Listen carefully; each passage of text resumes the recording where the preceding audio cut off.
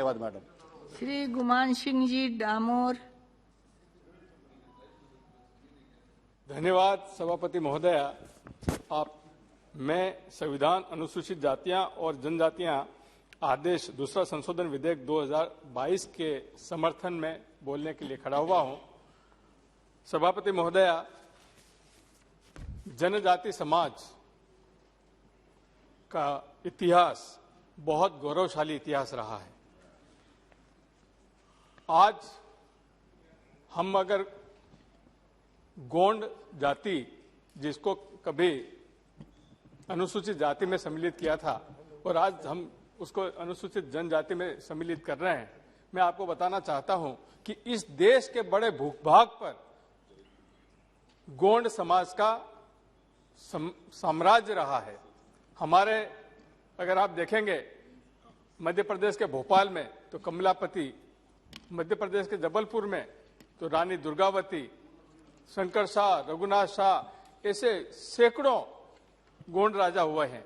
ऐसे गौरवशाली इतिहास के बारे में मैं आपको बताना चाहता हूं कि हम अनुसूचित जनजाति और अनुसूचित जाति, इसमें भेद समझने में हमको करीब करीब 70 साल लग गए। यह हमारे लिए बहुत दुर्भाग्य की बात है।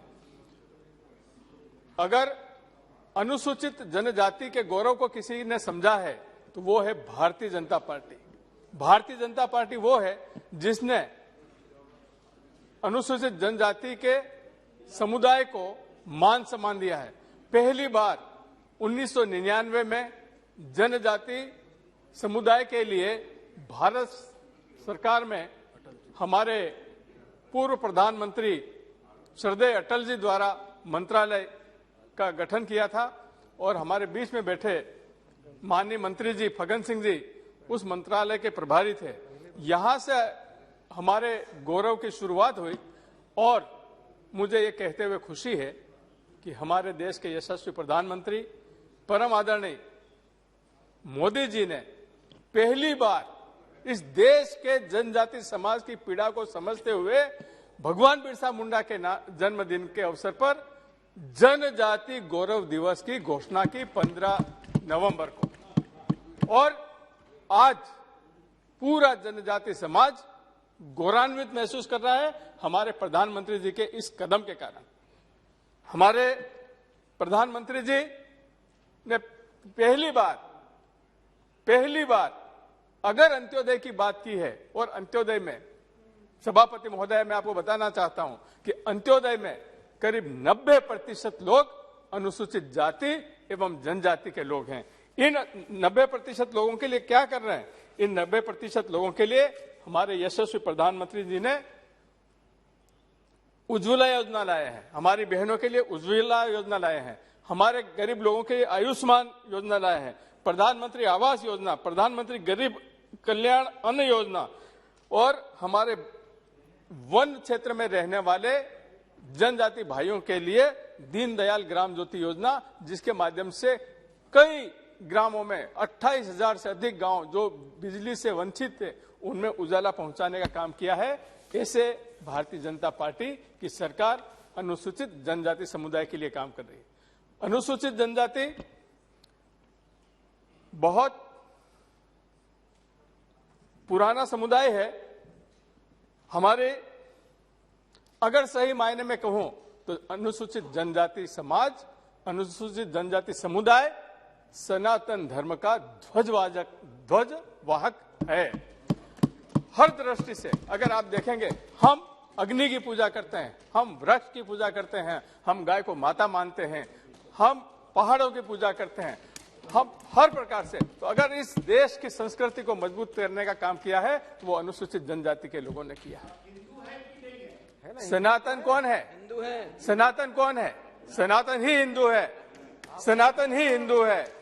दादा, मैं आपको ये कहना चाहता हूं कि अगर इस देश में कोई गौ माता की पूजा करता है, अगर कोई जल को देवता मानता है, अगर कोई अग्नि की पूजा करता है, तो वो कोई विधर्मी नहीं हो सकता है, वो दूसरा विधर्मी हो ही नहीं सकता है, और वो हिंदू है। और मैं आज मुझे कहते हुए गौरव है, गर्व महसूस कर रहा हूं कि मैं उस समुदाय से हूं जिसने इस देश की संस्कृति को मजबूत किया है।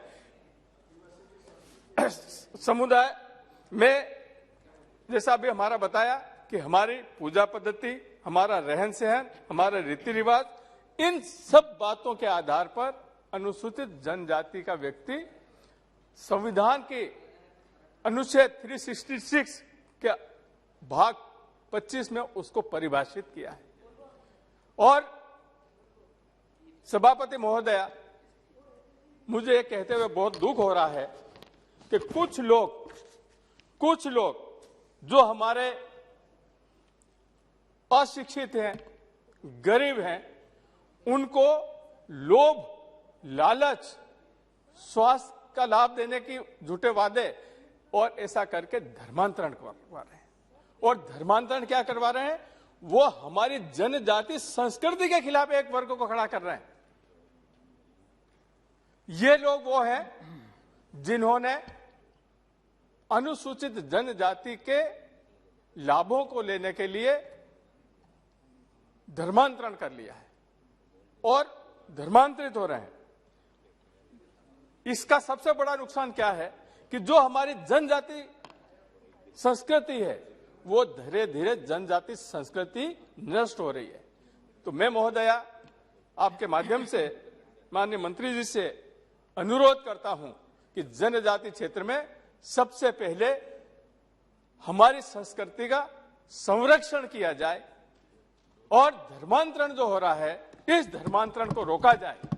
और यदि कुछ लोगों ने धर्मांतरित कर लिया है तो संविधान के अनुच्छेद 366 में जो परिभाषा दी गई है और उस परिभाषा में नहीं आ रहे हैं, अब उनको अनुसूचित जनजाति की सूची से बाहर कर दिया जाए और जो लाभ मिल रहे हैं उन लाभों से भी वंचित कर दिया जाए। मैं माननीय मंत्री जी के ध्यान में कुछ तथ्य लाना चाहता हूं कि जैसा एक गोंड समाज की मैं बात करता हूं, गोंड जनजाति की बात करता हूं। यह गोंड जनजाति उत्तर प्रदेश के सभी जिलों में है, मध्य प्रदेश के सभी जिलों में है। हमारे देश में जहां जहां जनजाति क्षेत्र है, जहां जो शेड्यूल एरिया है, वहां पर सभी जगह है, परंतु नॉन शेड्यूल एरिया में भी गोंड है। तो मैं माननीय बिहार में भी है, हमारे माननीय सदस्य बोल रहे हैं बिहार में भी है, झारखंड में भी है, पूरे देश में है और हमारे देश के अलावा दूसरे देशों में भी है। तो मैं माननीय मंत्री जी से एक अनुरोध करना चाहता हूं कि इस प्रकार का एक बिल लाया जाए कि हमारी गोंड जनजाति जहां जहां है पूरे देश में उसको शेड्यूल ट्राइब की सूची में सम्मिलित किया जाए। दूसरा, मैं माननीय सभापति महोदया आपकी जानकारी में लाना चाहता हूं कि अनुसूचित जाति और अनुसूचित जनजाति दोनों की संस्कृति में जमीन आसमान का अंतर है। और अगर आज तक गोंड समाज को उत्तर प्रदेश में अनुसूचित जाति की सूची में रखा, उसके हमारे एक मेंटल हरासमेंट जैसा हुआ, मानसिक प्रताड़ना का शिकार होना पड़ा। हम भले कितनी भी बातें करें पर हमारा समाज जाति आधारित समाज है। इसमें हम बिल्कुल इस तथ्य को मना नहीं कर सकते कि हम जाति से ऊपर उठ चुके हैं, ऐसा बिल्कुल नहीं है। तो हमारे कई समाज के लोगों के बच्चों की शादी ब्याह में परेशानी आई है। और दूसरा, ये जो गोंड समाज के लोग थे, ये गोंड समाज के लोग अनुसूचित जाति की जो लोग थे उनके ऊपर एक एक्स्ट्रा बर्डन था, एक बोझ था। तो आज मैं माननीय मंत्री जी को और हमारे देश के यशस्वी प्रधानमंत्री परम आदरणीय मोदी जी का धन्यवाद ज्ञापित करता हूं कि आपने बहुत अच्छा कदम उठाया और इस बिल से अनुसूचित जाति को भी फायदा है, अनुसूचित जनजाति को भी फायदा है। हमारे मध्य प्रदेश में जो उत्तर प्रदेश की सीमा से लगा हुआ है, रीवा है, सीधा है, सिद्धि है, सतना है, सभी जगह यहां पर जो कोल है वो जनजाति है, पर उत्तर प्रदेश में कोल जनजाति नहीं है। तो मैं माननीय मंत्री जी से भी अनुरोध करना चाहता हूं कि माननीय मंत्री जी उत्तर प्रदेश में भी कोल को अनुसूचित जनजाति के श्री सौगत सम्मिलित राय करें। जी, और एक मिनट दीदी, एक मिनट, हो गया, मैं कंक्लूड कीजिए। एक और निवेदन करना चाहता हूं कि जो हमारा शेड्यूल एरिया है, पूरे देश में जो शेड्यूल एरिया है, इस शेड्यूल एरिया के जितने भी शेड्यूल ट्राइब डिस्ट्रिक्ट हैं जिनमें अनुसूचित जनजाति की आबादी ज्यादा है, उन सभी अनुसूचित जनजाति बाहुल्य क्षेत्र को या उन जिलों को आकांक्षी जिला घोषित करें। और जैसा मेरे लोकसभा क्षेत्र के 2 जिले हैं, झाबुआ और अलीराजपुर, उनको आकांक्षी जिला घोषित नहीं किया है, और उन सभी जिलों को भी आकांक्षी जिला घोषित करें। मैं इस बिल का समर्थन करता हूं, और इस बिल के पारित होने से हमारे जो लोग थे, विशेषकर हो गया, आप बैठ जाइए। बस एक मिनट में दीदी, जो हमारे लोग थे, विशेषकर संत कबीर, कुशीनगर, चंदौली, रविदास में जो गोंड समुदाय अनुसूचित जाति में थे, अब वो जनजाति में आएंगे, और उनके साथ साथ धुरिया, नायक, ओझा, पथारी, राजगोंड समुदाय को भी इसका लाभ मिलेगा। मैं आपको बहुत बहुत धन्यवाद देता हूं। बहुत अच्छा। नमस्कार। सर